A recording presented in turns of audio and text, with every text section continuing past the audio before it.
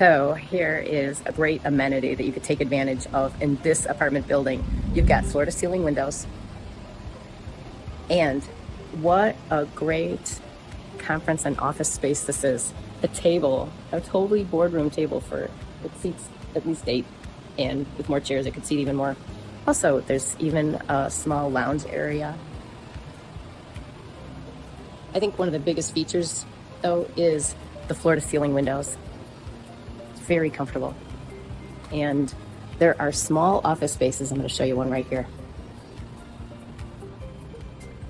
We've got 5 of these small office spaces, and they're used quite often.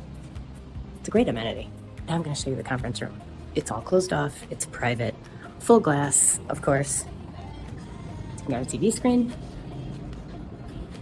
And this builder was smart enough to make sure that while you have these floor-to-ceiling windows, a private conference room that is all closed off with windows of its own is not even obstructed by walls. I don't know about you, but you know, the more light, the better. So not only are there 5 small office spaces and a conference room, plus a big boardroom table, we even have office equipment. Oh, there's so much more to this building, so stick around, and I hope you like what you see so far. But check out this skyline.